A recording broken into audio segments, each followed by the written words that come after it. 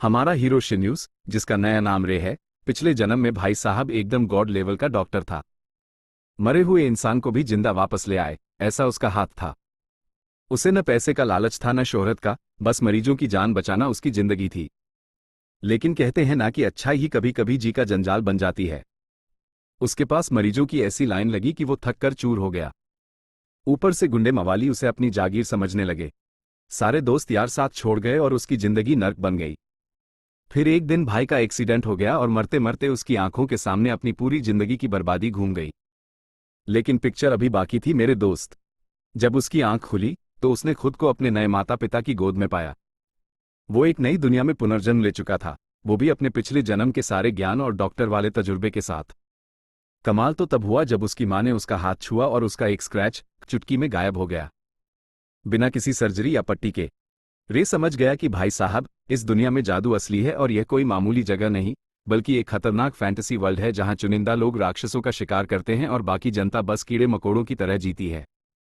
उसी रात सोते समय रे के शरीर में जादुई ऊर्जा माना का तूफान उठा। सालों की मेहनत के बाद उसने इस ताकत पर काबू पा लिया। एक दिन जब उसने आग का जादू आजमाया तो उसकी उंगलियां ही जल गईं।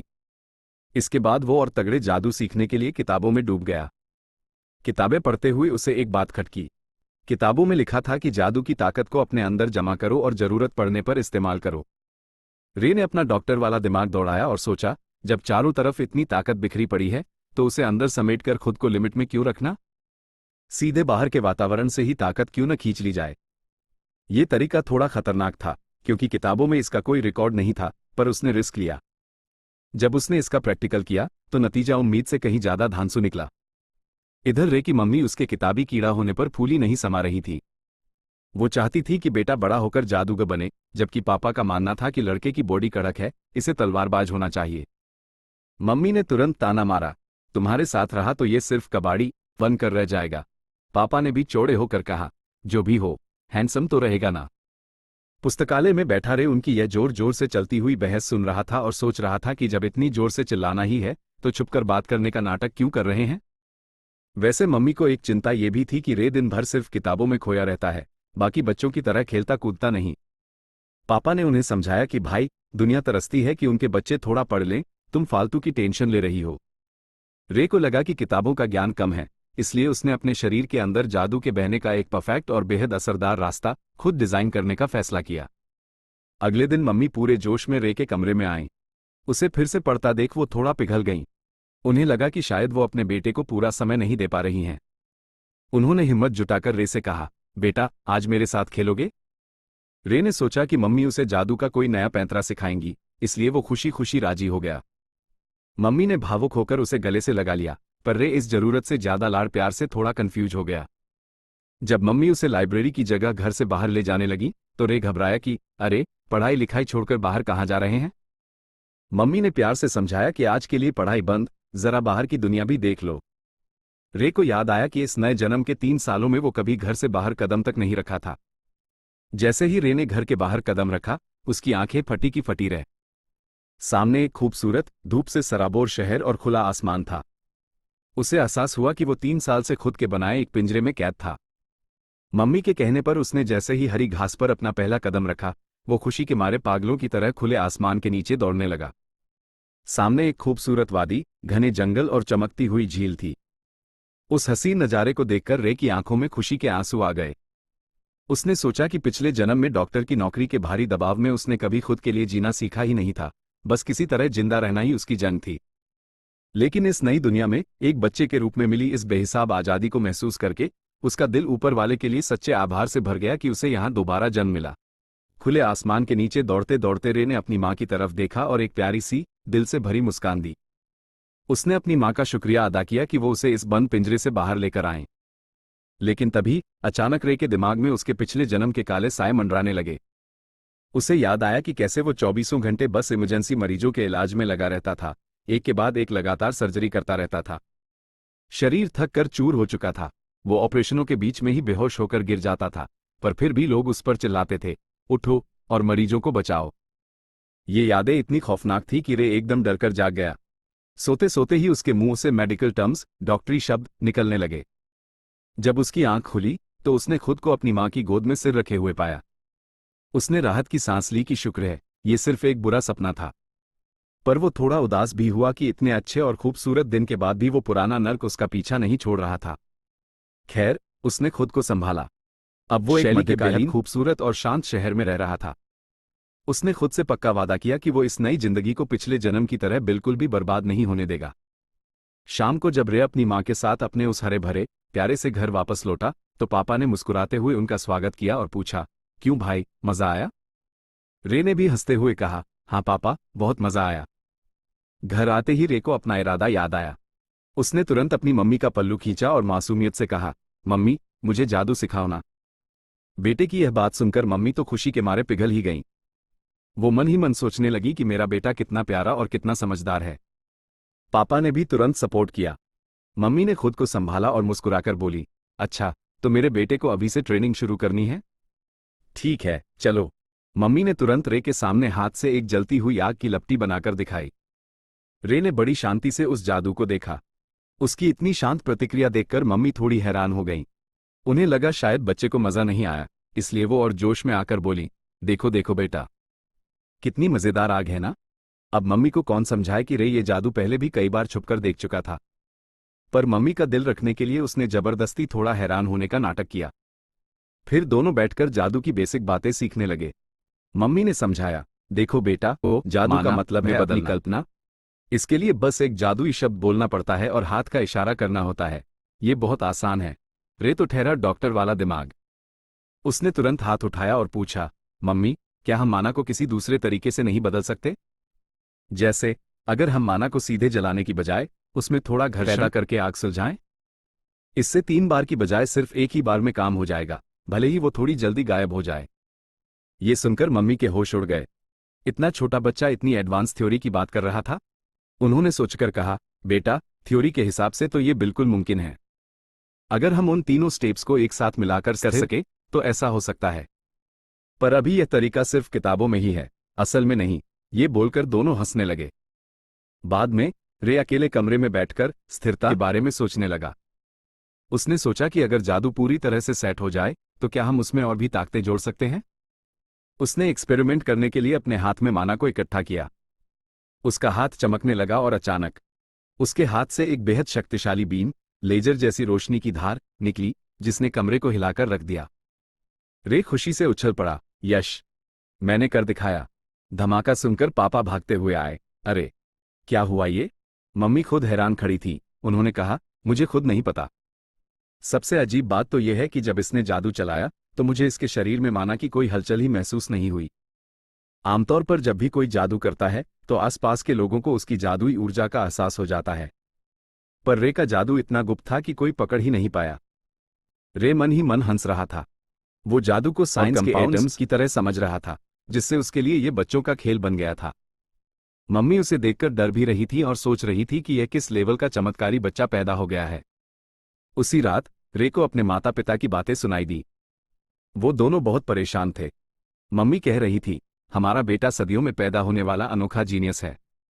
अगर मैजिक एकेडमी वालों को इसकी भनक लग गई तो वो इसे हमसे छीन कर ले जाएंगे। पापा ने भी कहा, चाहे जो हो जाए, हम अपने बच्चे को उनसे बचाएंगे। रे को समझ आ गया कि मामला सीरियस है। उसे एकेडमी के बारे में ज्यादा तो नहीं पता था, पर इतना समझ आ गया कि अगर वो वहां गया तो उसकी आजादी फिर से छिन जाएगी। उसने फैसला किया कि अब वो सिर्फ शौक के लिए जादू नहीं सीखेगा। अगर उसे अपनी आजादी बचानी है तो उसे इतनी बेहिसाब खतरनाक ताकत हासिल करनी होगी कि कोई उसका बाल भी बांका न कर सके। वक्त बीतता गया और एक नई सुबह हुई। कमरे की टेबल पर बिखरी हुई नोट्स और जादुई किताबें बता रही थी कि रे रात रात भर जाकर रिसर्च करता था। अब हमारा रे पूरे 15 साल का हो चुका था। सालों तक लगातार अपने शरीर में भारी मात्रा में और कड़े ध्यान ट्रेनिंग की वजह से उसके बाल पूरी तरह से सफेद हो चुके थे। वो बिस्तर से उठा, जम्हाई और खिड़की के बाहर देखा। सफेद बालों वाले हैंडसम 15 साल के रे ने मुस्कुराकर खुद से कहा, सुबह हो गई। घर के अंदर बंद रहकर तो वक्त का पता ही नहीं चलता। खैर, अब वक्त आ गया है कि इस दुनिया के सामने कदम रखा जाए। हमारा 15 साल का रे अपने हाथ में एक साइन बोर्ड थामे खड़ा था।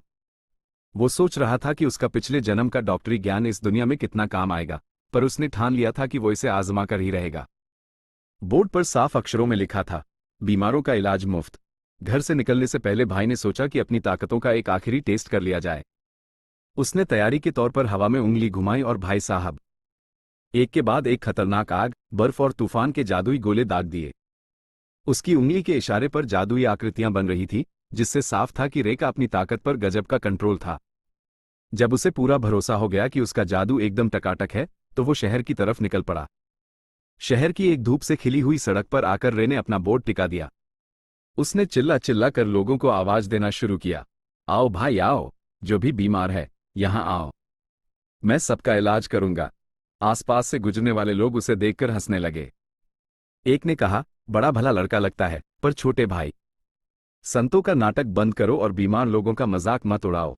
रे को बड़ा गुस्सा आया कि लोग उसे इतना हल्का समझ रहे हैं, पर उसने खुद को शांत किया, क्योंकि उसे पता था कि लोग इतनी जल्दी यकीन नहीं करेंगे।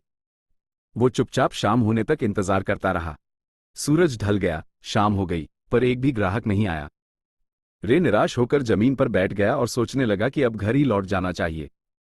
तभी अचानक एक लड़की की आवाज आई, क्या तुम सच में किसी भी बीमार का इलाज कर सकते हो? किसी का भी? रे के कान खड़े हो गए। उसे लगा कि चलो पहला केस मिल ही गया। उसने जोश में कहा, हाँ, पर पहले मुझे मरीज को देखना होगा। वो लड़की रे को शक की निगाहों से ऊपर से नीचे तक घूरने लगी।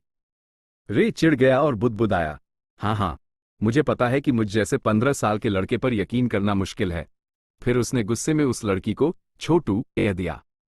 छोटू सुनते ही लड़की का पारा 7वें आसमान पर पहुंच गया। वो घूमकर चिल्लाई, किसको छोटू बोला? रे ने चौड़े होकर कहा, भले ही मैं दिखने में 15 साल का मामूली लड़का लगूं, पर शक मत करो। इस दुनिया में ऐसा कोई मरीज नहीं जिसे मैं ठीक न कर सकूं। रूप रंग पर मत जाओ। लड़की को रे थोड़ा बदतमीज तो लगा, पर उसकी बातों में एक अजीब सा भरोसा था। उसने आगे बढ़कर रे से माफी मांगी और अपना परिचय दिया, मेरा नाम छोटू नहीं, एलिसिया वॉन एलिसिया है। मैं यहाँ के बड़े जमींदार नवाब की इकलौती बेटी हूँ। रे समझ गया कि भाई साहब, ये तो अमीर खानदान की नवाबजादी है। एलिसिया ने उससे कहा कि वो इतनी फॉर्मल बात न करे और पहले की तरह ही नॉर्मल बात करे। फिर उसने रोते हुए बताया कि उसके पिता के सीने पर एक लाल रंग की गांठ बन गई थी, जो अब गुब्बारे की तरह सूज चुकी है। रे ने तुरंत अंदाजा लगाया कि यह कोई खतरनाक कैंसर की गांठ हो सकता है। वो दोनों बिना वक्त गंवाए विस्काउंट की हवेली की तरफ भागे, क्योंकि रे को डर था कि कहीं देर न हो जाए। जब वो उस आलीशान हवेली के अंदर पहुंचे, तो वहां का पुराना नौकर रोता हुआ आया। एलिसिया ने घबराकर पूछा, पिताजी कैसे हैं?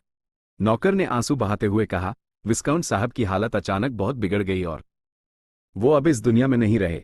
एलिसिया का दिल टूट गया। वो चिल्लाती हुई सीधे अपने पिता के कमरे की तरफ भागी। दरवाजा खोलते ही उसने देखा कि बिस्तर पर उसके पिता बेजान पड़े हैं और उनके सीने पर एक बहुत बड़ा, काला और डरावना मांस का लोथड़ा उगा हुआ है। पास में उसकी मां रो रही थी। एलिसिया अपने पिता के शव से लिपटकर रोने लगी। तभी रे आगे बढ़ा और बोला, क्या मैं एक बार शव की जांच कर सकता हूं? उसने विस्काउंट के सीने से कपड़ा हटाया, तो वो ट्यूमर सच में बेहद खतरनाक और सड़ चुका था। रे ने अपना जादुई हाथ उसकी छाती के ऊपर रखा और महसूस किया कि विस्काउंट के अंदर की जीवन शक्ति बहुत कमजोर थी, लेकिन पूरी तरह खत्म नहीं हुई थी। रे ने अचानक घोषणा की, विस्काउंट साहब को अभी भी बचाया जा सकता है। ये सुनते ही कमरे में सन्नाटा छा गया। एलिसिया ने उम्मीद से रे का कोट पकड़ा और रोते हुए भीख मांगने लगी, प्लीज मेरे पापा को बचा लो। रे ने मुस्कुराकर कहा, चिंता मत करो, मैं हूं ना। वहां खड़े दरबारी और नौकर आपस में फुसफुसाने लगे कि ये मामूली लड़का यहां कैसे आ गया। कुछ को लगा कि ये कोई ढोंगी है जो चोरी चकारी करने आया है। पर विस्काउंट की पत्नी, एलिसिया की मां, ने सबको डांटते हुए कहा, इस वक्त मुझे सिर्फ उम्मीद की एक किरण चाहिए। मुझे इस बच्चे पर भरोसा करने दो। रे ने देखा कि ट्यूमर बहुत ज्यादा सड़ चुका था, इसलिए उसने अपनी जादुई ऊर्जा को एक चमकीले डॉक्टर वाले चाकू, स्कैल्पल, के रूप में ढाल लिया। हाथ में चमकता हुआ जादुई चाकू देखकर वहां का सेनापति और नौकर डर गए। सेनापति चिल्लाया, ए लड़के, ये क्या बकवास कर रहे हो? रुक जाओ। रे ने ठंडे दिमाग से जवाब दिया, मैं इनका इलाज कर रहा हूं। अगर भरोसा नहीं है तो मैं अभी चला जाता हूं। तभी विस्काउंट की पत्नी ने आदेश दिया, सेनापति, इस लड़के को मत रोको, इसे अपना काम करने दो। सेनापति चिढ़ तो गया, पर मालकिन की बात माननी पड़ी। रे ने जब उस गांठ में कट लगाया तो खून की जगह गंदा मवाद बाहर निकला। घाव को देखकर डॉक्टर रे समझ गया कि यह सिर्फ ट्यूमर नहीं है, बल्कि किसी जहर की वजह से वहां की चमड़ी पूरी तरह मर चुकी है। अब चारों तरफ मैजिक सर्कल्स चमकने लगे। रे ने खुद को पूरी तरह तैयार किया और मन ही मन बोला, सर्जरी शुरू की जाए। सबसे पहले इस सड़े हुए मांस को काटकर बाहर निकालना होगा। वहां खड़े लोग हैरान परेशान होकर देखने लगे कि कैसे रे अपने जादू से इस नामुमकिन ऑपरेशन को अंजाम दे रहा है। रे ने विस्काउंट के सीने पर कट लगाया, पर अंदर का नजारा देखकर भाई साहब वो खुद हैरान रह गया। उसने देखा कि विस्काउंट के फेफड़े ही अंदर सड़ रहे थे। रे सोचने लगा कि इस बीमारी को इतने लंबे समय तक अनदेखा किसने किया, पर ऑपरेशन करते करते उसने गौर किया कि मरीज एक मामले में बड़ा लकी था। फेफड़े का सिर्फ एक छोटा सा हिस्सा खराब हुआ था, जिसे अगर पूरा भी काट कर निकाल दिया जाए तो भी विस्काउंट जिंदा बच सकता था। रे ने तुरंत अपना जादुई धागा निकाला और माना स्टिच नाम के जादुई मंत्र से घाव को सिलना शुरू कर दिया। वहां खड़े लोग तो भाई साहब आंखें फाड़े बस देखते ही रह गए। नौकर की तो बोलती ही बंद हो गई थी। रे के हाथों की फुर्ती और उसका शांत दिमाग देखकर नौकर सोचने लगा, ये लड़का कोई मामूली बच्चा नहीं है, इसके हाथों में गजब का जादू है। ये तो किसी मजे हुए कठपुतली कलाकार की तरह जादुई धागों को नचा रहा है। नौकर को तो रे इस वक्त साक्षात भगवान का रूप लगने लगा था। पास खड़ी दासी भी बुदबुदाने लगी कि आज तो पक्का कोई चमत्कार होने वाला है। हाफते हुए रे ने कहा, चलो टांके लगाने का काम तो पूरा हो गया, अब बस शरीर में खून का दौरा वापस शुरू करना है। रे ने विस्काउंट की छाती को दबाना शुरू किया। उसने अपने दिमाग में सोचा कि वो अपनी जादुई ऊर्जा को शॉक मशीन की तरह इस्तेमाल करेगा। उसने विस्काउंट के दिल पर सीधा जादुई कट का झटका दिया और भाई साहब चमत्कार हो गया। विस्काउंट का दिल जोर से धड़क उठा। रे ने खुशी खुशी ऐलान किया, मरीज जिंदा है। ऑपरेशन पूरी तरह कामयाब रहा। लेकिन राहत की सांस लेने की बजाय वहां खड़े लोगों के चेहरे डर के मारे सफेद पड़ गए। रे सोच में पड़ गया कि भाई ये सब ऐसे क्यों देख रहे हैं। असल में हुआ ये था कि जैसे ही दिल धड़का और खून का दौरा शुरू हुआ, विस्काउंट के शरीर से खून बाहर बहने लगा। विस्काउंट की हालत किसी लाश जैसी लग रही थी जिससे खून टपक रहा हो। ये देखकर सेनापति का गुस्सा 7वें आसमान पर पहुंच गया। उसने रे की तरफ उंगली उठाई और चिल्लाया, धोखेबाज, ढोंगी लड़के, तूने हमारे मालिक को मार डाला। रे ने बेचारे ने समझाने की कोशिश की, अरे सुनो तो, वो जिंदा है। पर सेनापति कहाँ सुनने वाला था। वो दहाड़ा, इतना खून बह रहा है, तू कैसे कह सकता है कि वो जिंदा है? तूने एक नवाब के शरीर को बीच से चीर दिया, तेरे अंदर इंसानियत है कि नहीं? एलिसिया भी रोते हुए बोली, तुमने तो वादा किया था कि तुम मेरे पापा को बचा लोगे। मैंने तुम पर भरोसा किया, पर तुमने उन्हें लाश बना दिया। मैं खुद को कभी माफ नहीं कर पाऊंगी कि मैं तुम्हें यहां लेकर आई। रे ने अपना सिर पकड़ लिया और सोचने लगा, यार इन लोगों को मेडिकल साइंस की एबीसीडी भी नहीं पता क्या। तभी सेनापति ने आप देखा नताव अपनी तलवार खींच ली और रे को गाली देते हुए बोला, नीच आम इंसान, तेरी इतनी हिम्मत कि तूने हमारे मालिक के शरीर का अपमान किया और हमारी छोटी मालकिन को भी धोखा दिया। रे ने अपनी तरफ आती तलवार को देखा और एक ठंडी सांस ली। उसने सोचा, हद है भाई, इतनी मेहनत से इंसान की जान बचाओ और बदले में थैंक यू बोलने की बजाय ये लोग सीधे गले पर तलवार रख रहे हैं। रे का चेहरा एकदम गंभीर हो गया। उसने सेनापति की आंखों में आंखें डालकर कहा, तुमने मुझे खूनी और धोखेबाज कहा ना? तुमने गलत इंसान से पंगा ले लिया है। हालांकि फिर रे ने मन ही मन सोचा कि इस दुनिया के हिसाब से इनका गुस्सा होना जायज भी है, क्योंकि इन्हें सर्जरी का ज्ञान नहीं है। रे ने कड़क आवाज में कहा, इलाज कामयाब रहा है, मैं यहां से जा रहा हूं, तुम लोग बस थोड़ी देर इंतजार करो, विस्काउंट साहब खुद उठ खड़े होंगे। और हां, मेरे रास्ते में आने की गलती मत करना। रे की आंखों में ऐसा खौफनाक गुस्सा था कि सेनापति एक पल के लिए कांप गया, पर अपनी इज्जत बचाने के लिए वो चिल्लाया और उसने रे पर तलवार से वार कर दिया। रे ने तुरंत एक मंत्र पढ़ा और भाई साहब हवा में ही चमकती हुई जादुई जंजीरें निकली और उन्होंने सेनापति को जकड़ लिया। सेनापति हैरान रह गया कि इस लड़के ने इतनी ताकतवर माना होल्ड मैजिक कैसे कर ली। उसने बाकी सैनिकों को चिल्लाकर कहा, रुको मत, इस पर एक साथ हमला करो, यह एक साथ दो जादू नहीं संभाल सकता। रे ने ठंडे दिमाग से मुस्कुराया और एक और मंत्र फूंक दिया। बाकी के सारे बख्तरबंद सैनिक भी हवा में ही जंजीरों से बंध गए और मूर्ति की तरह जम गए। सेनापति की आंखें फटी की फटी रह गईं। ये तो ड्यूल मैजिक, एक साथ दो जादू करना चला रहा है। इतनी कम उम्र में ऐसा जादूगर? रे ने उन्हें आखिरी चेतावनी दी, दोबारा मेरे रास्ते में मत आना, और वो वहां से निकल गया। रात का वक्त था। रे तारों की छांव में अकेला घर लौट रहा था। वो रास्ते भर बड़बड़ाता रहा, यार इस दुनिया की मेडिकल नॉलेज इतनी पिछड़ी हुई है कि क्या बताऊं। ऊपर से इलाज करो तो लोग चोर उच्चक्का समझने लगते हैं। इतनी थकान हो गई आज। सोचते सोते उसने अपने घर का दरवाजा खोला। उसे लगा कि उसकी डॉक्टरी का इस दुनिया में कोई मोल नहीं है। जैसे ही वो अंदर घुसा, उसने गुस्से में अपनी कमर पर हाथ रखकर पूछा, इतनी देर कहाँ लगा दी? रे अपनी सोच में इतना डूबा था कि टाइम भूल गया था। डांटते हुए कहा, मम्मी ने किस टाइम घर आने को बोला था? रे ने भीगी बिल्ली बनकर जवाब दिया, बाहर इतने खतरनाक लोग घूमते हैं और तुम इतनी रात तक बाहर थे। चलो, 2 दिन के लिए तुम्हारा बाहर जाना बंद। रे ने चुपचाप अपनी सजा स्वीकार कर ली और सोचने लगा, यार, मैं चाहे जितना बड़ा जादूगर बन जाऊं, घर में तो बच्चा ही समझा जाता हूं। दूसरी तरफ उसी रात विस्काउंट की हवेली में पूरा स्टाफ और रिश्तेदार इकट्ठा थे और परेशान थे। एलिसिया बिस्तर के पास बैठकर रो रही थी और अपने पापा को पुकार रही थी। तभी अचानक बिस्तर पर पड़े विस्काउंट के शरीर में हलचल हुई और उनके मुंह से एक करा निकली। ये देखकर एलिसिया और उसकी मां के होश उड़ गए। सेनापति चिल्लाया, अरे, विस्काउंट साहब तो सच में जिंदा हैं। वो हाथ में तलवार पकड़े थर थर कांपने लगा। एलिसिया को तुरंत रे की वो बातें याद आईं जब उसने कहा था, मुझ पर भरोसा करो। उसे सेनापति की वो बात भी याद आई जब उसने रे को नीच आम इंसान कहा था। सेनापति शर्म के मारे पानी पानी हो गया।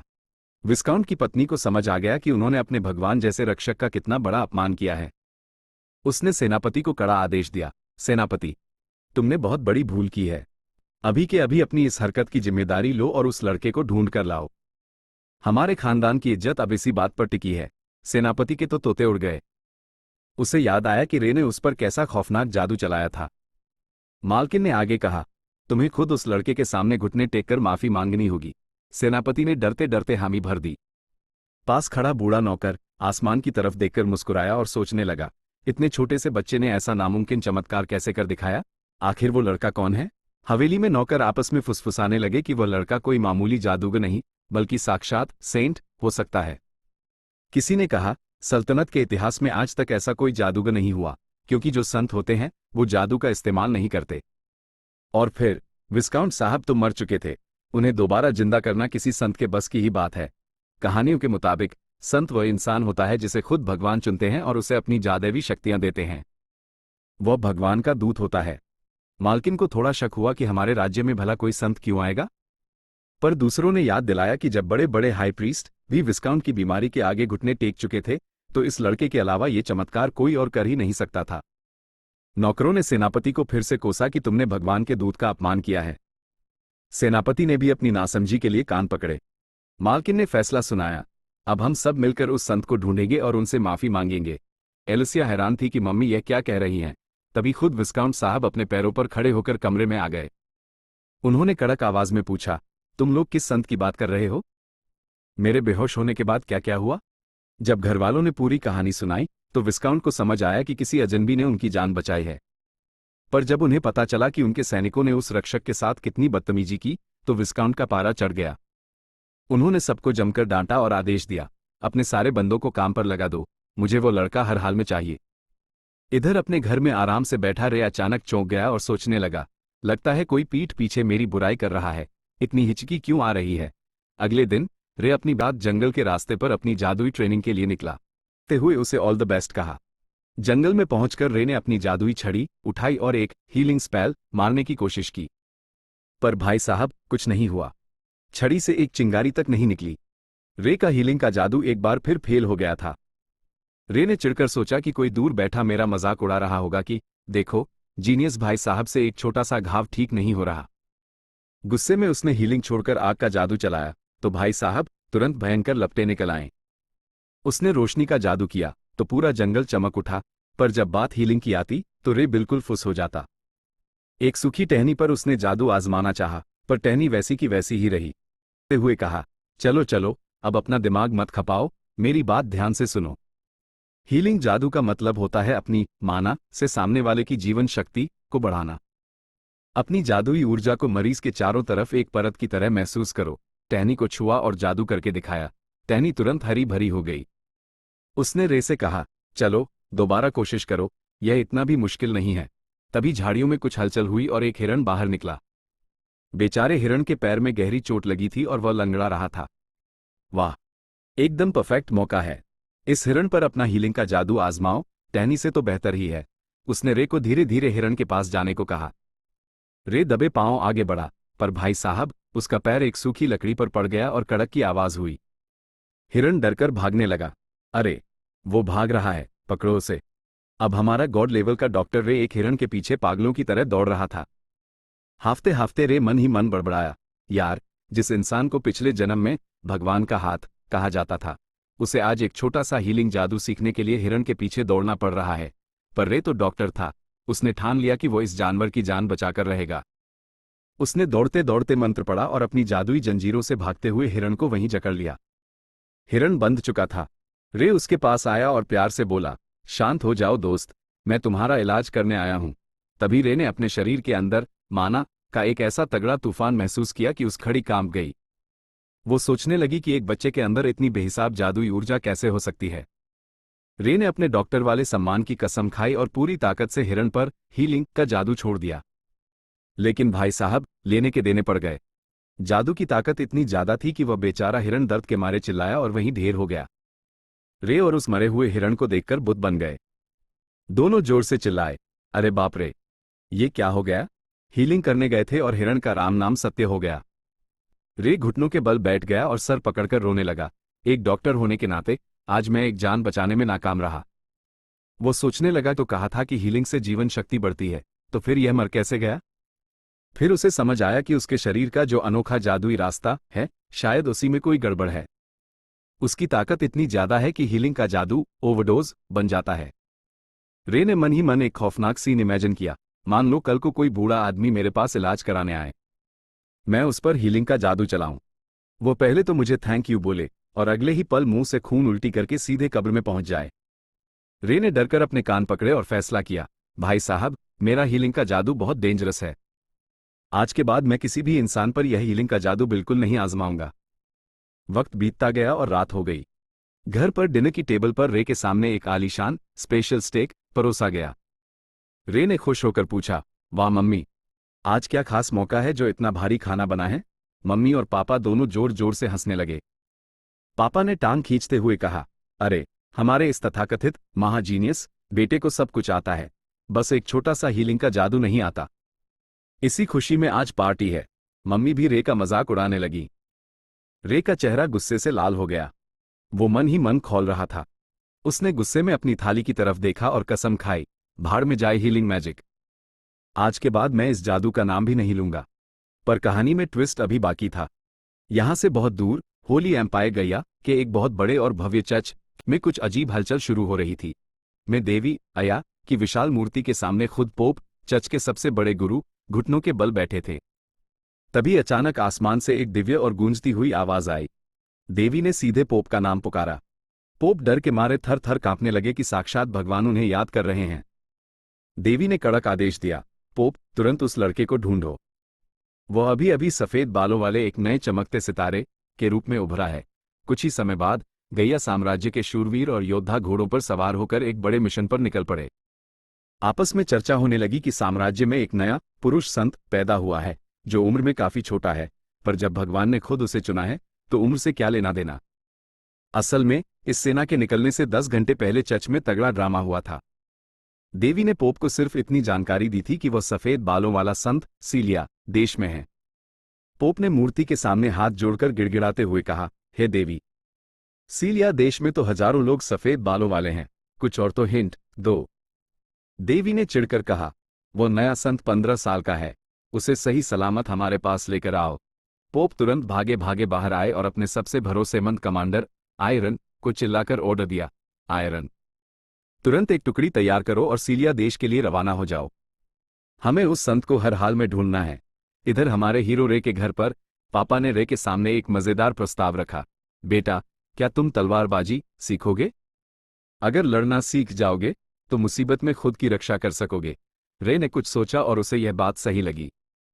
उसने इस खतरनाक फैंटेसी दुनिया की तुलना अपने पिछले जन्म की आरामदायक जिंदगी से की, जहां एक सेब पाने के लिए भी जान की बाजी लगानी पड़ सकती थी।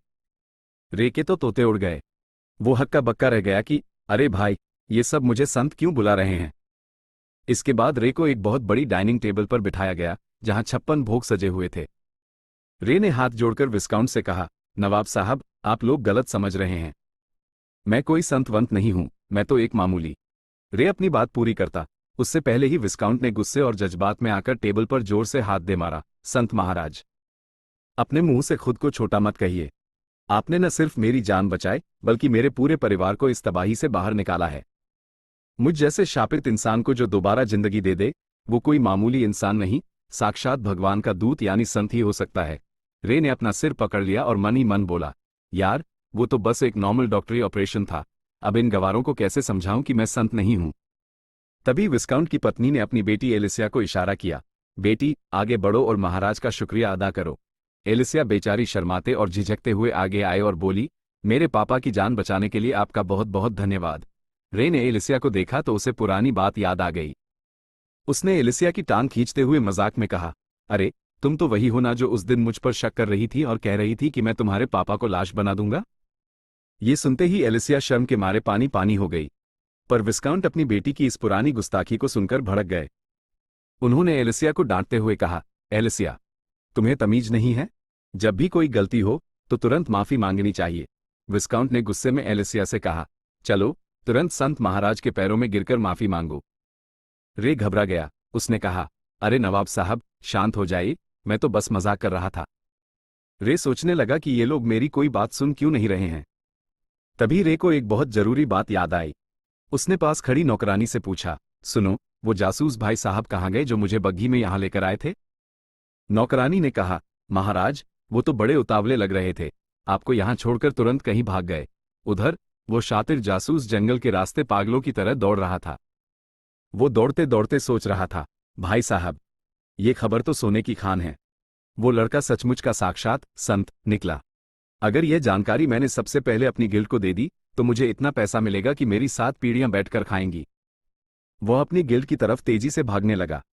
हवेली में रे चाय की चुस्कियां ले रहा था। उसने सोचा कि चलो उस जासूस के जाने से कोई खास फर्क नहीं पड़ेगा। विस्काउंट ने मुस्कुराते हुए पूछा, संत महाराज खाना कैसा लगा? आपकी पसंद का खास ख्याल रखा गया था। रे ने शिष्टता से हंसकर कहा, खाना बहुत लाजवाब था, इससे बेहतर की उम्मीद मैं नहीं कर सकता था। चलिए जानकर बेहद खुशी हुई।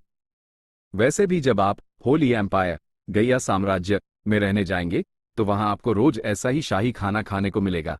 ये सुनते ही रे ने जैसे ही चाय का घूंट अंदर लिया वो चौंक गया। उसने चाय का कप नीचे रखा और पूछा, नवाब साहब आपके कहने का क्या मतलब है? मैं होली एम्पायर क्यों जाऊंगा? विस्काउंट ने हैरान होकर रे की तरफ देखा और बोला, अरे क्या आपको अभी तक किसी ने नहीं बताया? होली एम्पायर गैया से एक बहुत बड़ा शाही प्रतिनिधिमंडल यहां पहुंच चुका है और वो आपको अपने साथ हमेशा के लिए होली एम्पायर ले जाने आए हैं। ये सुनते ही रे के पैरों तले जमीन खिसक गई। रे ने घबराकर पूछा कि आखिर होली एम्पायर वालों को कैसे पता चला कि वह यहां है? विस्काउंट ने चाय की चुस्की लेते हुए बताया, अरे संत महाराज अफवाहें हैं कि खुद गॉड ने वहां के पोप को दिव्य संदेश भेजा है।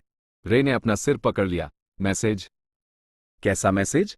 विस्काउंट ने समझाते हुए कहा कि होली एम्पायर गैया एक ऐसा अनोखा साम्राज्य है जिसे साक्षात भगवान का आशीर्वाद मिला हुआ है। जब भी जरूरत होती है भगवान वहां सीधे बात नहीं करते बल्कि सपनों में आकर या कोई खास निशान छोड़कर अपना संदेश देते हैं। विस्काउंट ने पुराने संतों की कहानियां सुनाते हुए कहा, कहते हैं जब भी कोई संत धरती पर आता है तो आसमान से रोशनी की किरणें उसका पीछा करती हैं। ये सुनते ही रे को अपने आसपास एक अजीब सी जादुई रोशनी महसूस होने लगी और वह अंदर से कांप गया। उसने डरते डरते पूछा, तो अब मेरा क्या होगा? विस्काउंट ने हंसते हुए बधाई दी, क्या होगा मतलब? अब आप हमेशा के लिए होली एम्पायर जाएंगे और ऐश करेंगे। बधाई हो लॉर्ड रे। पर रे का चेहरा ऐसा था मानो उसकी जान निकल गई हो। उस रात जब रे अपने घर लौटा तो उसके चेहरे पर 12 बज रहे थे। उसके माता पिता ने सोचा कि लड़का बस थक गया है, इसलिए उन्होंने उसे आराम करने के लिए उसके कमरे में भेज दिया। रे बिस्तर पर पागलों की तरह करवटें बदल रहा था और उसके दिमाग में बस 2 ही शब्द गूंज रहे थे, संदेश और होली एम्पायर। वह पूरी तरह टूट चुका था। उसने आसमान की तरफ देखा और रोते हुए मन ही मन बोला, यार मैंने तो बस इस फैंटेसी दुनिया में एक शांत सुकून भरी दूसरी जिंदगी मांगी थी। ये क्या मुसीबत आ गई। अब कहानी में एंट्री होती है एक नए किरदार की। सीलिया कैसल के एक आलीशान और सुनसान महल में नौकरानियां आपस में गपशप कर रही थी। वो कह रही थी कि इस महल के खास वीआईपी कमरे में होली एम्पायर गैया की एक महान संत रुकी हुई हैं। अफवाहें थी कि उन्हें बचपन में ही भगवान का आशीर्वाद मिल गया था। वो इतनी खूबसूरत हैं कि उनके बाल उनकी कमर तक आते हैं और उनकी आंखें गुलाबी हीरे की तरह चमकती हैं। जब भी वो चलती हैं ऐसा लगता है जैसे आसमान से रोशनी की किरणें सिर्फ उन्हीं पर पड़ रही हों। तभी एक सेवक ने कमरे की खिड़की पर दस्तक दी और अंदर बैठी महिला से पूछा, मैडम क्या मैं अंदर आ सकता हूं? अंदर से एक मधुर आवाज आए, आ जाओ। सेवक ने अंदर आकर कहा, मैडम शाही दावत का समय हो गया है, सब आपका इंतजार कर रहे हैं। उस महिला ने अपने सीने पर सजे बड़े तारे वाले पेंडेंट को छुआ और एक ठंडी सांस लेकर कहा, उफ, ये लोग मुझे कभी चैन से आराम करने ही नहीं देते। उसने तैयार होने की बात कही और फिर पूछा, वैसे मैंने जो सफेद बालों वाले नए संत के बारे में जानकारी मांगी थी, उसका क्या हुआ? सेवक ने मुस्कुराकर उसके कान में कुछ फुसफुसाया। ये सुनते ही उस महिला के चेहरे पर एक खूबसूरत मुस्कान आ गई। यह कोई और नहीं बल्कि होली एम्पायर की संत एरियल थी। एरियल मन ही मन बेहद खुश हुई कि आखिरकार वह इंसान मिल गया जिसका वह कब से इंतजार कर रही थी। उसने सोचा, चलो, अब इस दुनिया में कोई तो ऐसा होगा जो मेरी इस अजीब स्थिति और अकेलेपन को समझ पाएगा। अगली सुबह रे के घर पर सूरज तो उगा, पर रे के चेहरे पर अंधकार छाया हुआ था। वह पूरी रात सो नहीं पाया था। अपने कमरे में सिर पकड़कर बैठे हुए रे ने सोचा कि अगर वह होली एम्पायर के हत्थे चढ़ गया तो उसकी जिंदगी का द एंड हो जाएगा। उसकी दूसरी जिंदगी उसके पहले जन्म से भी बदतर हो जाएगी, जहां उसे 24 घंटे एक ऐसे भगवान की पूजा करनी पड़ेगी जिसे उसने आज तक देखा भी नहीं। वो डर के मारे चिल्लाया, नहीं, मैं ऐसा बिल्कुल नहीं होने दूंगा। उसकी आवाज सुनकर बाहर खड़े मम्मी पापा भी डर गए। रे ने सोचा कि क्या उसे अपने मम्मी पापा को सब कुछ सच बताकर उनके साथ यहां से भाग जाना चाहिए, पर अगले ही पल उसने अपना विचार बदल दिया। गैया साम्राज्य इतना ताकतवर था कि वह चाहे दुनिया के किसी भी कोने में छुप जाए, वो लोग उसे ढूंढ ही निकालेंगे। तभी मम्मी पापा ने कमरे का दरवाजा खोला और पूछा, बेटा, कल रात से तुम्हें क्या हुआ है? तुम इतने डरे हुए क्यों हो? रे के माथे से पसीना टपक रहा था, वो कुछ बोल नहीं पाया। और अचानक वो बिना कुछ कहे घर से बाहर की तरफ पागलों की तरह भाग गया। मम्मी पीछे से चिल्लाती रहीं, पर वो नहीं रुका। माता पिता समझ गए कि उनका बेटा किसी बहुत बड़ी मुसीबत में है। उधर शहर की एक ऊंची दीवार पर उसी जासूस गिल्ड का मालिक अपने एक मुखबिर से बात कर रहा था। मुखबिर ने रे की वही घटिया सी ड्राइंग दिखाते हुए कहा, साहब, ये जानकारी एकदम पक्की है। ये लड़का ही वो संत है जिसे होली एम्पायर वाले पागलों की तरह ढूंढ रहे हैं। गिल्ड के मालिक ने कागज को गौर से देखा और हंसते हुए कहा, यह जानकारी तो मैंने पहले ही मोटी रकम में होली एम्पायर वालों को बेच दी है। अब मुझे बस इस लड़के की पक्की लोकेशन चाहिए। मेरे बंदे शहर के बाहरी इलाकों में ढूंढ रहे हैं, क्योंकि ये संत पक्का किसी गरीब परिवार का हिस्सा होगा जो वहीं रहते हैं। दोनों डील पक्की होने की खुशी में मुस्कुराने लगे। तभी मुखबिर ने दूर खेतों और घने जंगल की तरफ देखते हुए अपने साथी से कहा, क्यों भाई, तुम्हें क्या लगता है? क्या वो लड़का उस सामने वाले घने जंगल में छुपा हो सकता है? साथी ने चौंक कर कहा, क्या तुम उस खतरनाक जंगल की बात कर रहे हो? वहां छुपने की गलती कोई संत नहीं करेगा। वहां रहने वाले कबीले के लोग बाहरी इंसानों से नफरत करते हैं, वो उसे देखते ही मार डालेंगे। मुखबिर ने भी मान लिया कि हाँ, वहां जाना खुदकुशी करने जैसा है, इसलिए वो लड़का वहां तो बिल्कुल नहीं होगा। लेकिन भाई साहब, हमारा रे इस वक्त उसी शांत और घने जंगल के बीचों बीच टहल रहा था। वो सोच रहा था कि थोड़ा ठंडी हवा में टहलने से शायद कोई अच्छा रास्ता मिल जाए, पर जितना भी सोचता, उसे होली एम्पायर से बचने का कोई उपाय नहीं दिख रहा था। उसने सोचा, क्या सच में भाग जाना ही आखिरी रास्ता है? पर अगर मैं भागा तो मुझे पूरी जिंदगी एक भगोड़े की तरह छुप छुप कर जीनी पड़ेगी, और मैं ऐसी जिंदगी बिल्कुल नहीं चाहता। थक हार कर रे जंगल में एक बड़े पत्थर पर बैठ गया ताकि उसका दिमाग थोड़ा शांत हो सके। तभी अचानक झाड़ियों के बीच से एक अजीब सी हरी रोशनी चमकी। रे एकदम सतर्क होकर उठ खड़ा हुआ। उसे अपने आसपास किसी के होने का एहसास हुआ। जंगल की पत्तियां सरसराने लगी। रे का दिल तेजी से धड़कने लगा। उसने सोचा, अरे बाप रे, कहीं होली एम्पायर के सिपाही इतनी जल्दी मेरे पास तो नहीं पहुंच गए? तभी अचानक वो सरसराहट बंद हो गई और पूरे जंगल में एक खौफनाक सन्नाटा छा गया। रे ने अपनी जादुई समझ से भांप लिया कि अब आसपास कोई नहीं है। तभी अचानक उसके सिर के ऊपर रोशनी का एक चमकता हुआ गोला दिखाई दिया, जिसे देखकर वो चकरा गया। पेड़ों के बीच अजीब सी हरी रोशनियां तैरने लगी। तभी एक पेड़ के अंदर से रहस्यमयी आवाज आई, एक मामूली इंसान हमारी सीमा में घुस आया है। रे की आंखें फटी की फटी रह गईं। उस आवाज ने कड़क कर पूछा, छोटे इंसान, इस प्रतिबंधित जगह पर क्या कर रहे हो? रे ने सोचा कि शायद ये कोई जंगल की आत्मा है। उसने डरते डरते कहा, मैं तो बस यहां जरा आराम करने आया था। आवाज ने तुरंत आदेश दिया, इसी वक्त यहां से दफा हो जाओ, ये हमारे कबीले का इलाका है। रे ने बड़े आराम से जवाब दिया, हाँ हाँ, चला जाऊंगा, जरा थोड़ी देर बैठने तो दो। इस बात पर वह अदृश्य शक्ति गुस्से से तमतमा उठी। मैंने कहा, बाहर निकलो। पर रे बिल्कुल नहीं डरा, बल्कि चिढ़कर मन ही मन सोचने लगा, अजीब मुसीबत है। पहले वो होली एम्पायर वाले पीछे पड़े थे और अब ये जंगल की बला भी चैन से जीने नहीं दे रही।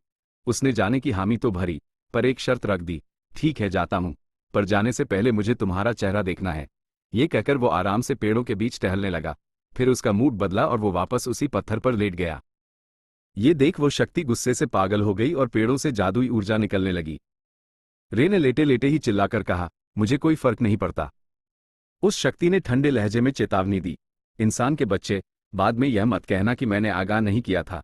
रे ने भी पत्थर पर पड़े पड़े एक पेड़ को लात मारी और बोला, सामने आकर बात करने की हिम्मत नहीं है और मुझे निकालने चले हैं। तभी अचानक एक साया रे की तरफ झपटा और उसने जादुई हमला कर दिया। रे ने अपनी फुर्ती दिखाई और अपनी जादुई ताकत से उस हमले को हवा में ही रोक दिया। रे ने चैन की सांस ली कि अगर उसकी जादुई ऊर्जा पहले से एक्टिव न होती तो आज खेल खत्म था। तभी रोशनी में हमलावर का असली रूप सामने आया, सुनहरे बाल और लंबे नुकीले कान।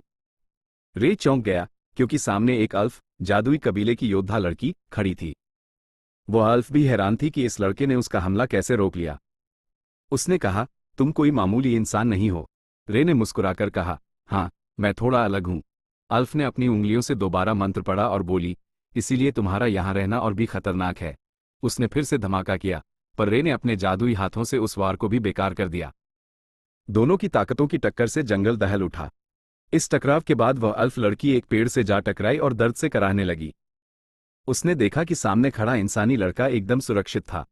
उसकी यह ताकत देखकर वह चकित रह गई। तभी उस लड़की ने अपना रवैया बदला और बोली, ठीक है, तुम यहां रुक सकते हो, मेरे पीछे आओ। रे ने मना कर दिया, नहीं शुक्रिया, मैं तो वैसे भी जा रहा था। तब उसने तमीज से न्योता देते हुए कहा, हमारे कबीले में ताकतवर लोगों की इज्जत की जाती है।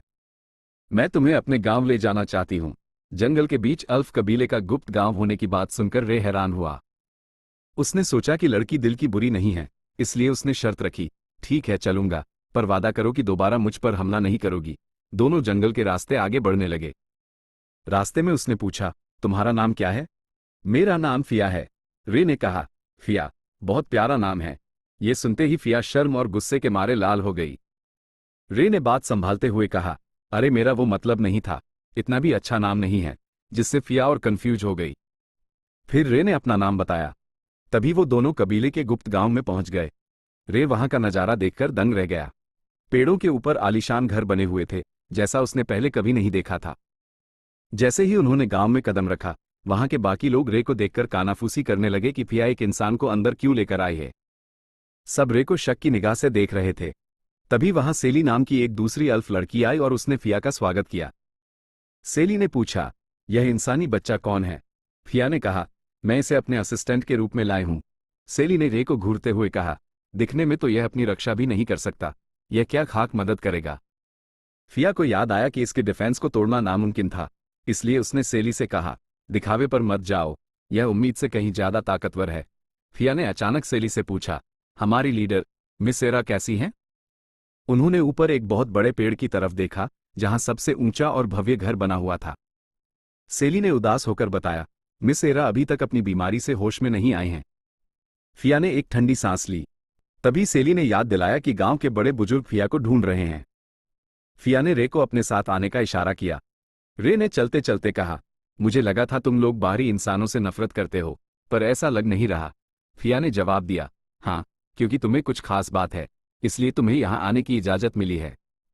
रे ने अंदाजा लगाया कि गांव में फिया पर सब बहुत भरोसा करते हैं। वो दोनों लकड़ी के चबूतरे पर बने एक बड़े घर की तरफ बढ़े, जहां कबीले की एल्डर रहती थी। रे ने दरवाजा खटखटाया और फिया ने बाहर से अपनी आवाज दी। बुजुर्ग महिला ने फिया और रे का अंदर स्वागत किया। उन्होंने कहा, फिया, बहुत दिनों बाद आई, आओ अंदर आ जाओ। बुजुर्ग की नजर जैसे ही रे पर पड़ी, वो चौंक गईं। उन्होंने फिया से पूछा, क्या ये बच्चा इंसान है? फिया ने हाँ कहते हुए समझाया कि वह इसे अपने असिस्टेंट के रूप में लाई है। ये सुनते ही रे भड़क गया और बोला, अरे, मैंने कब कहा कि मैं किसी का असिस्टेंट बनूंगा? बाद में जब चाय परोसी गई तो फिया ने रे को फुसलाते हुए समझाया, देखो, अल्फ का असिस्टेंट बनने के बहुत फायदे हैं। तुम हमारे दोस्त कहलाओगे और इस गुप्त गांव में कभी भी आ जा सकोगे। रे ने चाय की चुस्की लेते हुए कहा, मुझे इन फायदों की कोई जरूरत नहीं है। तभी बुजुर्ग गंभीर हो गई और उन्होंने फिया से कहा, फिया, मुझे तुमसे एक बहुत जरूरी और गुप्त बात करनी है, जो बाकी कबीले को पता नहीं चलनी चाहिए। फिया सतर्क हो गई। बुजुर्ग ने रे की तरफ देखा और कहा, इंसानी बच्चे, जरा हमें थोड़ी देर अकेले छोड़ दो। रे चुपचाप बाहर आ गया। वो बालकनी पर हाथ रखकर बड़बड़ाने लगा, हद है यार, जब मन करता है बुला लेते हैं, जब मन करता है बाहर निकाल देते हैं। अब मेरी जिंदगी में दो ही रास्ते बचे हैं, या तो होली एम्पायर का संत बनूं या इस अल्फ का असिस्टेंट। मेरी किस्मत में इतने उतार चढ़ाव क्यों लिखे हैं? यहां से बहुत दूर समुद्र के किनारे बसे एक पवित्र शहर में चर्च के बड़े अधिकारी लापता संत यानी हमारे रे के बारे में चर्चा कर रहे थे। दो पादरियों ने हाथ जोड़कर अपनी सीनियर, एक कड़क महिला अधिकारी, से कहा, मैडम, अभी तक उस संत का कोई सुराग नहीं मिला है, पर भगवान की इच्छा है तो हम उसे जरूर ढूंढ लेंगे। वह महिला ठंडे लहजे में बोली, काम के नाम पर जीरो और बातें बड़ी बड़ी। क्या तुम लोग सुस्त हो गए हो? पादरियों ने कहा, हम पूरी कोशिश कर रहे हैं। महिला ने डांटते हुए कहा, बिना नतीजे की कोशिश बेकार होती है। डरे हुए पादरियों ने रोते हुए थोड़ा और वक्त मांगा। महिला ने आखिरी चेतावनी दी, ठीक है, एक आखिरी मौका दे रही हूं। मेरा सब्र भगवान जितना बड़ा नहीं है, याद रखना। उधर जंगल में बुजुर्ग की बात सुनकर फिया के होश उड़ गए। वो चिल्लाई, क्या? हमारी लीडर मिसेरा की यह हालत जादुई ऊर्जा माना की वजह से हुई है और वो मरने वाली है? बुजुर्ग ने दुखी होकर कहा, उनकी सांसें बदल रही हैं, या तो वो ठीक हो जाएंगी या फिर मौत के करीब हैं। पर जिस तरह वो होश में नहीं आ रही हैं, मौत ही ज्यादा करीब लगती है। फिया ये सुनकर सदमे में आ गई। जब बातचीत खत्म हुई तो फिया थके हुए कदमों से बाहर आई जहां रे उसका इंतजार कर रहा था। फिया ने उदास होकर ऊपर एरा के ऊंचे घर की तरफ देखा। बाद में कमरे में फिया ने रे को बताया कि उनकी लीडर बहुत ज्यादा बीमार हैं। उसे एहसास हुआ कि रे ने उनकी सारी बातें सुन ली हैं। रे ने अनजाने में छुपकर बात सुनने के लिए माफी मांगी। फिया ने हैरान होकर पूछा, तुम हमारी फिक्र क्यों कर रहे हो? हम तो अलग प्रजाति के हैं। रे ने बालकनी की रेलिंग को कसकर पकड़ा और बहुत गंभीर होकर कहा, भले ही हमारी प्रजाति अलग हो, पर इंसान तो अपनी ही प्रजाति के लोगों को नहीं समझ पाते। अलग होने का मतलब यह नहीं कि मैं किसी की फिक्र करना छोड़ दूं। मैं किसकी परवाह करूंगा, यह फैसला सिर्फ मेरा है। फिया रे की यह गहरी बात सुनकर अंदर तक हिल गई और उसके मुंह से शब्द नहीं निकले। थोड़ी देर बाद फिया कमरे में बैठी रे को चाय पीते हुए देख रही थी। रे जिस शाही और सलीके वाले अंदाज में चाय पी रहा था, उसे देखकर फिया का दिल धड़क उठा और उसका चेहरा शर्म से लाल हो गया। वो मन ही मन घबरा गई कि अरे, मुझे इस इंसानी बच्चे को देखकर क्या हो रहा है। तभी रे ने चाय का कप रखा और सीधे पूछा, फिया, तुमने कहा कि तुम्हारी लीडर एरा लगभग मर चुकी हैं। क्या मैं उन्हें ठीक करने की कोशिश कर सकता हूं? फिया चौंक गई, क्या तुम सच में ऐसा कर सकते हो? रे ने कहा, मैं गारंटी तो नहीं दे सकता, पर इस वक्त एरा को बचाने का इकलौता रास्ता मैं ही हूं। फिया ने कहा, तुम्हारी बातें तब तक बेकार हैं जब तक गांव की बुजुर्ग इसकी इजाजत नहीं देती। रे समझ गया कि बातों से काम नहीं चलेगा। उसने तुरंत अपने हाथ में माना कि एक बेहद चमकीली और तेज धार वाली जादुई तलवार बनाई। फिया डर गई और उसने अपनी असली तलवार खींच ली। लेकिन अगले ही पल रे ने उस जादुई ब्लेड को सीधे अपनी ही जांघ थाई में घोंप दिया। खून का फव्वारा छूट पड़ा। फिया चीख पड़ी, ए पागल, ये क्या कर रहा है तू? रे ने दर्द से दांत भींचे और खुद पर एक बहुत ही शक्तिशाली हीलिंग का जादू चलाया। पूरे कमरे में जादुई ऊर्जा का एक भयंकर बवंडर उठ खड़ा हुआ। नीली जादुई रोशनी की लपटें इतनी तेज थीं कि पूरे गांव के लोग हैरान होकर उस घर को देखने लगे कि वहां क्या हो रहा है। जब रोशनी शांत हुई तो फिया ने देखा कि रे का वह गहरा और जानलेवा घाव पूरी तरह गायब हो चुका था। वहां एक निशान तक नहीं था। फिया की आंखें फटी की फटी रह गईं। रे खड़ा हुआ और पूरे आत्मविश्वास से बोला, अब तो यकीन है ना? इस दुनिया में अगर एरा को कोई बचा सकता है तो वो सिर्फ मैं हूं। तभी कमरे के दरवाजे पर खड़ी बुजुर्ग ने ठंडे लहजे में कहा, नहीं। कबीले की बुजुर्ग ने साफ कह दिया, लीडर एरा का नाम हमारे लिए पूजनीय है। भले ही तुम्हारी नीयत अच्छी हो, पर हम उनकी पवित्र देह पर ऐसे अजीब जादुई एक्सपेरिमेंट करने की इजाजत किसी को नहीं दे सकते। फिया ने रे का पक्ष लेते हुए कहा कि यह सच में उन्हें बचा सकता है, पर बुजुर्ग ने डांटकर बहस खत्म कर दी और रे को तुरंत वहां से चले जाने का हुक्म सुना दिया। फिया बेचारी चुप रह गई। रे को उनकी यह बात बिल्कुल हजम नहीं हुई। वो मन ही मन सोचने लगा, ऐसी इज्जत और पूजने का क्या फायदा जो तुम्हारी लीडर को तड़प तड़प कर मरने के लिए छोड़ दे। शाम के वक्त रे और फिया जंगल में टहल रहे थे। रे ने उदास होकर कहा, चलो, हमारी कोशिश नाकाम रही। फिया ने भी मायूस होकर कहा, मुझे उम्मीद थी कि बुजुर्ग मान जाएंगी। रे ने उसका मूड बदलते हुए मुस्कुराकर पूछा, वैसे क्या मैं आगे भी तुम्हारे गांव आ सकता हूं? फिया का चेहरा खिल गया। उसने शर्माते हुए कहा, हाँ हाँ, आ सकते हो। बाकी लोग भी तुम्हें पसंद करने लगे हैं। रे ने थैंक यू कहा और बोला, ठीक है, तो मैं अभी चलता हूं, मुझे कुछ काम है।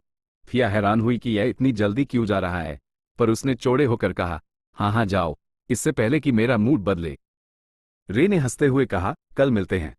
रे के जाने के बाद फिया मुस्कुराई। उसे समझ आ गया था कि वह रे के वापस आने का बेसब्री से इंतजार कर रही है। लेकिन भाई साहब, रे घर जाने की बजाय जंगल में दूसरी तरफ पागलों की तरह दौड़ने लगा। वो दौड़ते दौड़ते सीधे उस ऊंचे पेड़ के पास पहुंचा जहां लीडर एरा का घर था।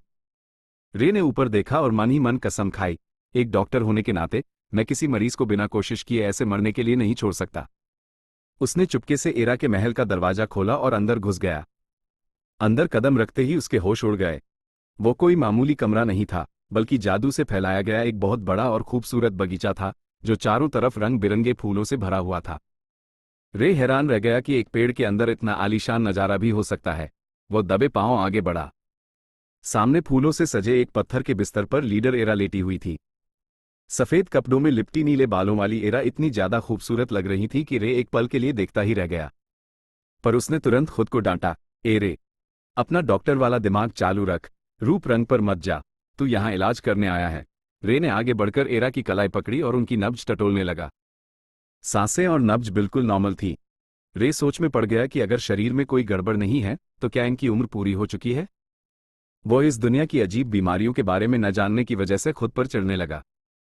तभी अचानक कमरे में एक अजीब सा बैंगनी रंग का साया मंडराने लगा और एरा के शरीर से एक अजीब सी गंध आने लगी। रे ने तुरंत एरा की करवट बदली तो भाई साहब, गुस्से के मारे उसका खून खौल उठा। लंबे समय तक एक ही पोजीशन में लेटे रहने की वजह से एरा की पीठ और बगल में गंभीर घाव, प्रेशर अल्सर्स हो चुके थे। रे ने चिढ़कर सोचा, धिक्कार है इन अल्फ कबीले वालों पर। अपनी लीडर को पूजने का ढोंग करते हैं, पर इनके शरीर की इतनी बुनियादी देखभाल तक नहीं की। इनकी यह झूठी इज्जत किसी काम की नहीं है। घाव साफ करने के लिए रे के पास कोई दवा या सैनिटाइजर नहीं था। वो तुरंत बाहर आया और पास के तालाब से पत्तों का एक बड़ा कटोरा बनाकर पानी भर लाया। उसने उस पानी को अपने हीलिंग जादू से पूरी तरह शुद्ध और कीटाणु रहित किया। सीधे एरा पर हीलिंग करना डेंजरस था, इसलिए उसने जादू से अपने हाथ साफ किए और उस चमत्कारी पानी से एरा के घावों को धीरे धीरे धोना और साफ करना शुरू कर दिया। रे बिना थके घंटों तक उनके घावों की ड्रेसिंग करता रहा, यहां तक कि शाम से रात होने आई। रे ने कपड़े समेटते हुए सोचा, जब तक मुझे इस बीमारी की असली वजह पता नहीं चलती, तब तक मैं रोज आकर इनकी ऐसे ही देखभाल करूंगा। उसने तय किया कि वह अगली सुबह फिर चुपके से यहां आएगा। इसी बीच वहां की एक बहुत ही कड़क और ऊंचे पद वाली महिला अधिकारी अपनी खोजबीन टीम पर चिल्ला रही थी क्योंकि उनकी गायब लीडर का अब तक कुछ पता नहीं चला था। सैनिकों ने कहा, मैडम, हमारी टीमें पूरे राज्य में ढूंढ रही हैं, जल्द ही पता चल जाएगा। उस महिला ने गुस्से में कहा, मैं ये दिलासा सुन सुनकर थक चुकी हूं, मेरा सब्र मत आजमाओ। डरे हुए सैनिकों ने माफी मांगी। महिला ने कहा, मुझे तुम्हारे वादों पर रत्ती भर भरोसा नहीं है, अब मैं खुद मैदान में उतरूंगी। तैयारी करो। अगले कुछ दिनों तक रे रोज चुपके से एरा के कमरे में आता रहा। उसने एरा के घावों को देखा तो वो काफी हद तक ठीक हो चुके थे और एक हफ्ते में पूरी तरह भरने वाले थे। रे रोज आकर चमत्कारी पानी से एरा के पूरे शरीर को साफ करता, उनके कपड़े बदलता और उनकी करवट बदलता ताकि नए घाव न हो। वो एक सच्चे डॉक्टर की तरह बिना किसी स्वार्थ के उनकी जान बचाने में जुटा हुआ था। रे सिर्फ एरा के घाव ही साफ नहीं कर रहा था, बल्कि उनके शरीर की अकड़ चुकी मांसपेशियों की मालिश भी करता था ताकि उनमें जान बनी रहे। और हाँ, खाली समय में वो एरा की लाइब्रेरी में बैठकर इस दुनिया की मेडिकल किताबें पढ़ता, जिससे उसकी डॉक्टरी का ज्ञान और बढ़ सके। एक दिन वो किताबों के ढेर के सहारे आराम करते हुए एरा की पुरानी डायरी में बनी एक अजीब सी ड्राइंग को देखकर हंस पड़ा और बोला, वाह, कितनी बचकानी ड्राइंग बनाई है। भले ही एरा बेहोश थी और कोई जवाब नहीं दे सकती थी, फिर भी रे उनसे एक सच्चे दोस्त की तरह बातें करता था। वो उन्हें अपने दिन भर के किस्से, फिया से हुई मुलाकातें और अपने दिल की हर छोटी बड़ी बात सुनाता था। इसी तरह देखते ही देखते पूरा एक महीना बीत गया। एक शाम रे हमेशा की तरह मुस्कुराते हुए कमरे में आया और बोला, लो, मैं आ गया। वो आते ही एरा से बातें करने लगा कि आज फिया की छुट्टी थी और उसने उसके साथ मजेदार चाय पी। लेकिन तभी अचानक पूरा कमरा एक खौफनाक बैंगनी रोशनी से भर गया और एरा की हालत बिगड़ने लगी। रे घबरा गया। उसने पास जाकर देखा तो एरा की सांसें उखड़ रही थी, उनकी हर सांस के साथ उनकी जिंदगी की डोर कमजोर हो रही थी। रे बुरी तरह पैनिक कर गया। वो हड़बड़ाहट में आसपास किसी वेंटिलेटर या रेस्पिरेटर जैसी मशीन को ढूंढने लगा। पर अगले ही पल उसे याद आया कि यह कोई आधुनिक अस्पताल नहीं, बल्कि एक फैंटेसी दुनिया है जहां उसके पास इलाज का कोई साधन नहीं है। उसने गुस्से और बेबसी में बिस्तर की चादर कसकर पकड़ ली और चिल्लाया, नहीं, तुम ऐसे नहीं मर सकती। प्लीज, आंखें खोलो। उसने दिमाग दौड़ाया कि इनके अंदरूनी अंग तो बिल्कुल ठीक थे, फिर यह अचानक मौत के करीब कैसे पहुंच गई। अब उसे समझ आ गया था कि बातों से काम नहीं चलेगा, उसे कोई एक बड़ा और आखिरी दांव खेलना ही होगा। रे के दिमाग में बस एक ही बात चल रही थी, क्या मैं इस लड़की पर अपनी हीलिंग की पूरी ताकत आजमाऊं? क्या इसका शरीर मेरे असीमित माना के दबाव को झेल पाएगा?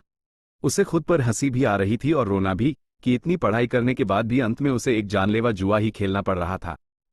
पर उसने खुद को संभाला, मुट्ठी कसी और ठान लिया कि वो एक डॉक्टर है और मरीजों को मरते देखना उसके उसूलों के खिलाफ है। उसने अपने शरीर की पूरी जादुई ताकत को इकट्ठा किया और भाई साहब, उसके हाथों से नीली जादुई ऊर्जा का ऐसा भयंकर तूफान निकला कि वो सीधे आसमान को चीरता हुआ बाहर निकल गया। पूरा कमरा उस जादुई रोशनी से अंधा कर देने वाला लग रहा था। पास खड़े अल्फ कबीले के लोगों ने जब इस जादुई दबाव को महसूस किया तो उन्हें पुराने हादसे की याद आ गई। अंदर रे अपनी पूरी ताकत एरा के शरीर में फूंक रहा था और चिल्लाया, हिम्मत मत हारो, मुझे तुम पर भरोसा है। इस भयंकर जादू के असर से एरा की उंगलियां हिली और उनका पूरा शरीर हवा में तैरने लगा। बाहर कबीले में हड़कंप मच गया। फिया ने जब उस पेड़ के ऊपर जादुई बवंडर उठते देखा तो वो समझ गई कि यह पक्का रे का ही काम है।